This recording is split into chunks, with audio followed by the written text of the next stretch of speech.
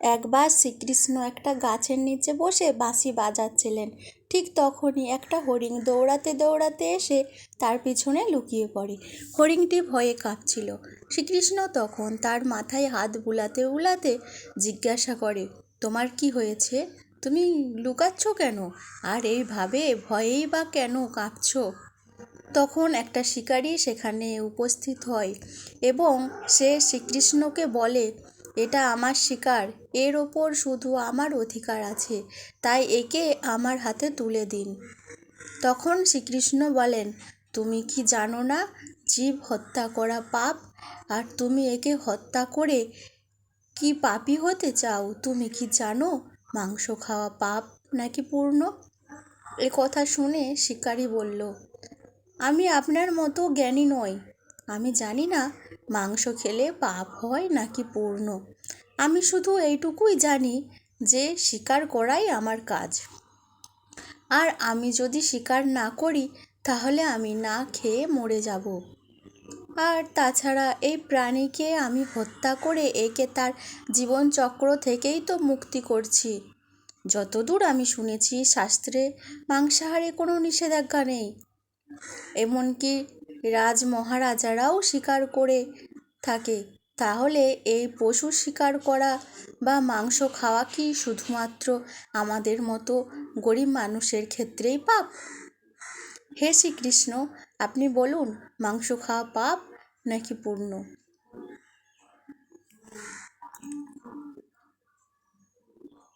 শ্রীকৃষ্ণ বুঝতে পারলেন নিয়মিত মাংস খাওয়ার ফলে তার বুদ্ধি ভ্রষ্ট হয়েছে। তখন তিনি ওই শিকারীটিকে বললেন, এসো আমি তোমাকে একটা গল্প শোনাই। সেটা শোনার পরে তুমি বিচার করো মাংস খাওয়া পাপ নাকি পূর্ণ।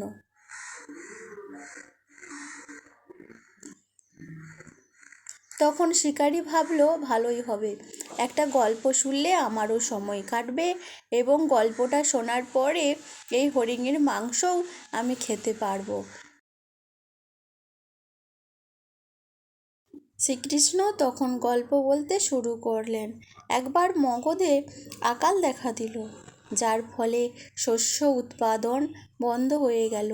তখন রাজা খুবই চিন্তায় পড়ে গেলেন এবং ভাবলেন শীঘ্রই এর কোনো সুরাহা না করা গেলে যে সমস্ত খাদ্যশস্য সঞ্চিত আছে তা একসময় শেষ হয়ে যাবে। তখন আরও বড় সমস্যা দেখা দেবে। এই সমস্যার সমাধানের জন্য রাজা তার রাজসভায় সমস্ত মন্ত্রী, সামন্ত এবং পরামর্শদাতাদের ডেকে পাঠালেন।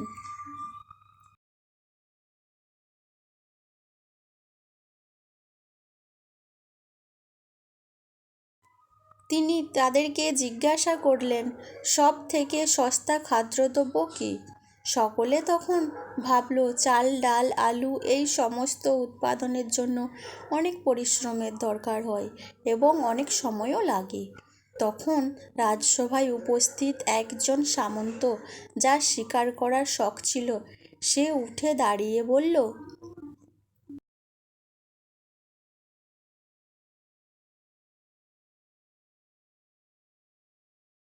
রাজামশাই, সব থেকে সস্তা খাদ্যদ্রব্য হলো মাংস, কারণ এর জন্য কোনো অর্থ ব্যয় করতে হয় না এবং তা খুব পুষ্টিকর খাবারও। সকলে তখন তাকে সমর্থন করল। কিন্তু এই কথা শোনার পরেও মগধের প্রধানমন্ত্রী চুপ করে বসেছিলেন। তখন রাজা তাকে জিজ্ঞাসা করলেন, আপনি কেন চুপ করে বসে আছেন? আপনি অন্তত কিছু বলুন, আপনার কাছে সব থেকে সস্তা খাদ্যদ্রব্য কী? প্রধানমন্ত্রী বললেন, আমার মনে হয় না সব থেকে সস্তা খাদ্যদ্রব্য মাংস। তবুও এই বিষয়ে আমি আমার মতামত কালকে জানাবো। এরপর সেই রাতে ওই প্রধানমন্ত্রী যে সামন্ত মাংস সব থেকে সস্তা খাদ্যদ্রব্য বলেছিল তার বাড়িতে গেল। তাকে দেখে ওই সামন্ত ভয় পেয়ে গেল এবং আসন্ন কোনো বিপদের আশঙ্কা করতে লাগলো।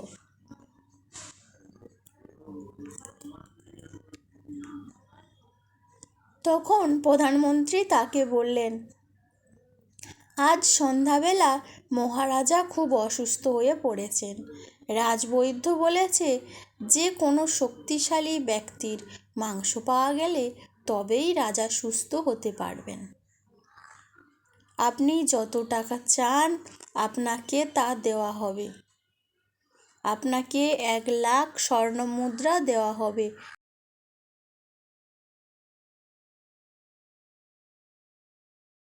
আপনি চাইলে একটা পুরো জমিদারি আপনার নামে লিখে দেওয়া হবে। তার বিনিময়ে আপনি শুধু আপনার বুকের থেকে 20 গ্রাম মাংস আমাকে কেটে নিয়ে যেতে দিন। এই কথা শুনে ওই সামন্ত ভয়ে কাঁপতে থাকলো। সে ভাবল যে যদি প্রাণী না থাকে তাহলে স্বর্ণমুদ্রা বা জমিদারি নিয়ে সে কি করবে। সঙ্গে সঙ্গে সে দৌড়ে ঘরে চলে গেল এবং 1,00,000 স্বর্ণমুদ্রা মন্ত্রীর হাতে দিয়ে বলল, মন্ত্রীমশাই, এই 1,00,000 স্বর্ণমুদ্রা আপনি আপনার 1,00,000 স্বর্ণমুদ্রার সঙ্গে যোগ করে নিন, আর এই 2,00,000 স্বর্ণমুদ্রা অন্য কাউকে দিয়ে তার মাংস নিয়ে নিন। আপনি আমাকে এখন যেতে দিন। প্রধানমন্ত্রী বললেন, সামন্তমশাই, আপনি শারীরিক দিক থেকে খুবই বলবান। তাছাড়া আপনার উচ্চতা, চেহারা রাজার সঙ্গে অনেকটাই মিলে যায়। তাই রাজবৈদ্য বলেছে যে আপনার মাংসই রাজাকে সুস্থ করতে পারে। তাই আমি আপনাকে আমার প্রধানমন্ত্রীর পদও দিয়ে দেব। দরকার হলে আমি আপনার সেবক হয়ে থাকব, কিন্তু আপনি আপনার হৃদয়ের মাংস আমাকে নিয়ে যেতে দিন। তখন ওই সামন্ত তাড়াতাড়ি নিজের পোশাক ও জুতো পরে নিয়ে মন্ত্রীকে বলল, আমার যদি প্রাণী না থাকে তাহলে আমি প্রধানমন্ত্রীর পদ কেন, রাজার পদ পেয়েই বা কী করব। আপনি বরং আমাকে যেতে দিন। এই বলে সে লাফ দিয়ে ঘোড়ায় উঠে গেল। কিন্তু প্রধানমন্ত্রী ঘোড়ার দড়ি টেনে ধরে বলল, আপনার কোথাও পালানোর দরকার নেই। আপনি নিজের ঘরেই চলে যান। আমি অন্য কোথাও গিয়ে দেখি যে মাংস পাওয়া যায় কি না। এই বলে প্রধানমন্ত্রী সেখান থেকে চলে গেল। এরপর প্রধানমন্ত্রী অন্যান্য সামন্তদের বাড়ি গেল এবং সকলের কাছেই মাংস চাইল, কিন্তু কেউই তা দিতে রাজি হলো না। তার বিনিময়ে তারা সকলেই 1,00,000 থেকে 5,00,000 পর্যন্ত স্বর্ণমুদ্রা প্রধানমন্ত্রীকে প্রদান করল।